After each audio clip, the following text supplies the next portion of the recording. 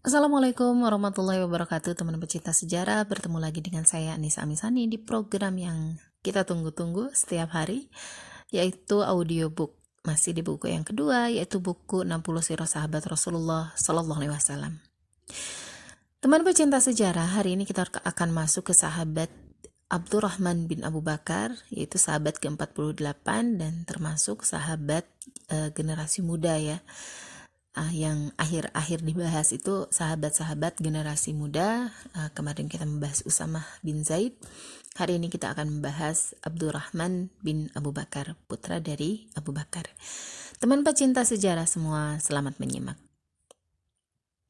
Abdurrahman bin Abu Bakar, pahlawan hingga saat terakhir. Ia merupakan gambaran nyata kepribadian orang Arab dengan segala sisi dan dimensinya. Ketika ayahnya menjadi orang mukmin pertama dengan keimanan yang tiada duanya, hingga dijuluki As-Siddiq, dan ketika ayahnya menjadi teman pendamping Rasulullah di Gua Thur, Abdurrahman tetap kukuh dengan agama kaumnya, tetap kukuh dengan berhala-berhala Quraisy. Di Perang Badar, ia berperang di barisan tentara kaum kafir Quraisy. Di Perang Uhud, ia mengepalai pasukan panah yang dipersiapkan Quraisy untuk menggempur kaum muslimin. Sebelum kedua pasukan itu bertempur, seperti biasa dilakukan duel 1 lawan 1. Abdurrahman tampil ke depan dan menantang duel siapapun dari tentara Islam yang berani melawannya. Tantangan itu langsung disambut oleh ayahnya, Abu Bakar As-Siddiq. Tetapi Rasulullah melarang Abu Bakar duel dengan anaknya. Ciri yang paling menonjol bagi orang Arab sejati adalah kesetiaan yang tidak bisa ditawar-tawar terhadap apa yang ia yakini kebenarannya. Jika ia telah meyakini kebenaran suatu agama atau suatu pemikiran, maka ia rela diperbudak oleh keyakinannya itu. Sangat sulit untuk lepas, kecuali jika ada keyakinan baru yang memenuhi pikiran dan jiwanya tanpa ada rekayasa dan tipu muslihat.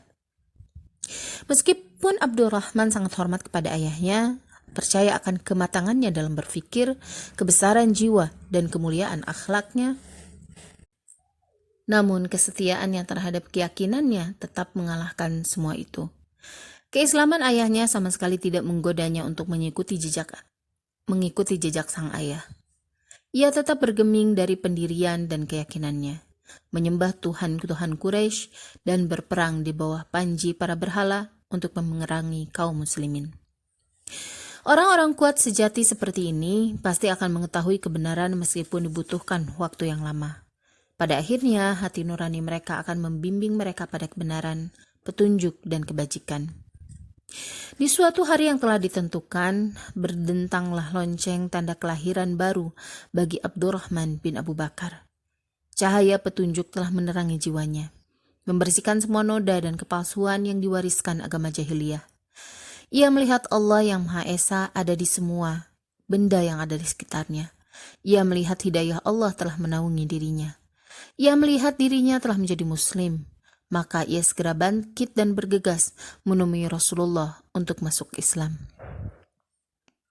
Wajah Abu Bakar langsung berbinar melihat putranya sedang menyatakan keislamannya di depan Rasulullah.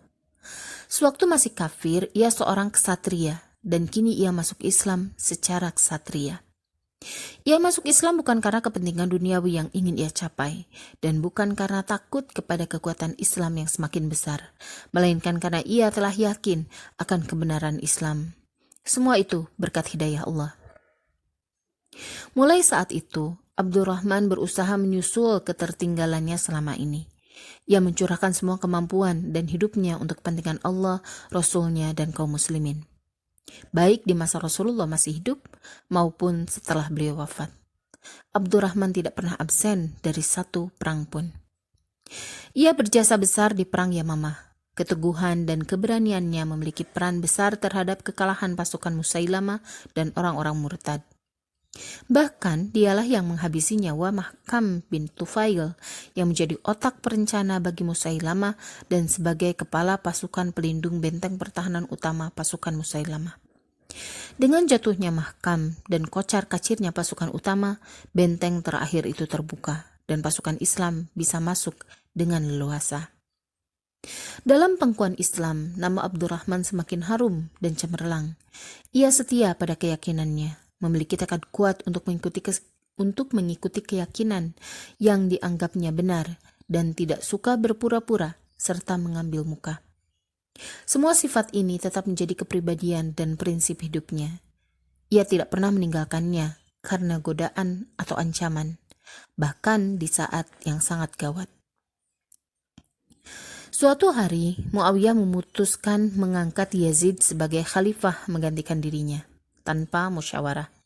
Ia mengirimkan keputusan itu kepada Marwan, gubernurnya di Madinah, dan menyuruhnya membacakan surat keputusan itu di hadapan kaum muslimin di masjid. Marwan melaksanakan perintah itu, tetapi sebelum ia menyelesaikan bacaannya, Abdurrahman bin Abu Bakar berdiri, mengubah keheningan itu menjadi protes keras.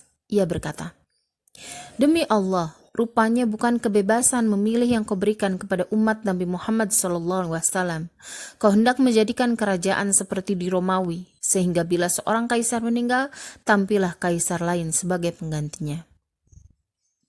Menurut Abdurrahman, ada bahaya besar yang sedang mengancam Islam jika rencana Muawiyah terlaksana. Mengubah hukum Islam dalam pemilihan kepala pemerintahan yang semula dipilih rakyat menjadi pengangkatan secara monarki. Namun kaum muslimin akan diperintah oleh raja-raja yang mewarisi tahta secara turun-temurun. Protes keras Abdurrahman mendapat dukungan dari golongan kaum muslimin yang dipimpin oleh Husain bin Ali, Abdullah bin Zubair, dan Abdullah bin Umar. Di kemudian hari ada keadaan yang memaksa Husain, Abdullah bin Zubair, dan Abdullah bin Umar tidak mengomentari tindakan Muawiyah yang dengan tangan besi mengangkat anaknya sebagai khalifah pengganti. Sementara Abdurrahman bin Abu Bakar tidak henti-hentinya menyuarakan tidak sahnya pengangkatan ini.